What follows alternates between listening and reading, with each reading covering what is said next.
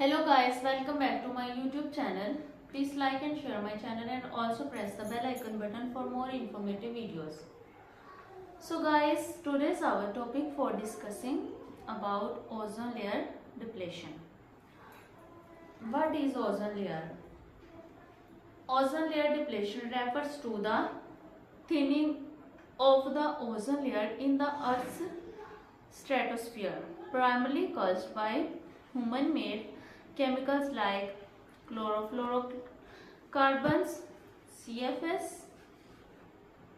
This thinning is especially noticeable over the polar regions like the ozone hole over Antarctica. Leads to increased levels of harmful ultraviolet radiations reaching the Earth's surface. Guys, हमारा जो आज का topic है वो है ozone layer depletion कि ozone layer क्या है और इसने हार्मफुल रेडिएशंस को किस तरह ज़मीन तक आने से बचाया हुआ है।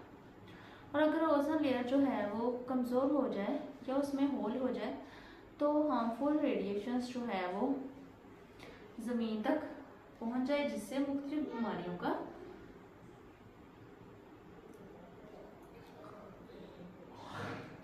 हिस्ट्री है। हम ओजोन लेयर की हिस्ट्री को डिस्कस करते हैं।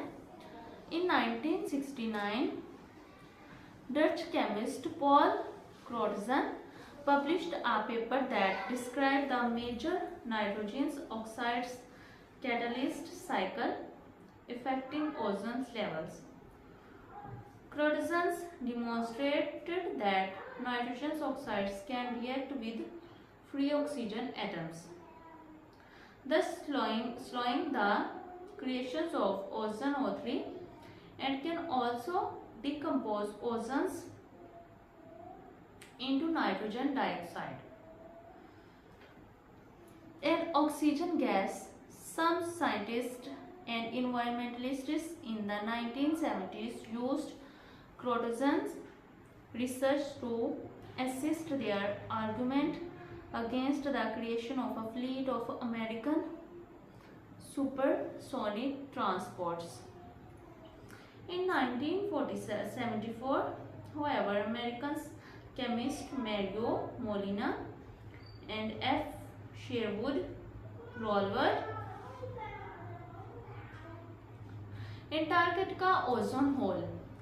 The most severe case of ozone depletion was first documented in 1985 in a paper by British Antarctic Survey. Scientists Joseph C. Farman, Brian G. Gardner and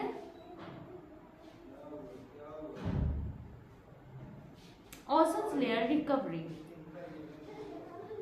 मतलब कि ozone की history में ये बताया गया है कि ओजोन को है किसने इसको डिस्कवर किया। उसके बाद ओजोन लेयर रिकवरी है the recognition of the dangerous presented by chlorine and bromine to the ozone layer, spawned and international effort to restrict the production and the use of CFCs and other halocarbonates. How to weak the ozone layer? मतलब कि ozone layer जो है वो ozone depletion week कैसे हो रही है।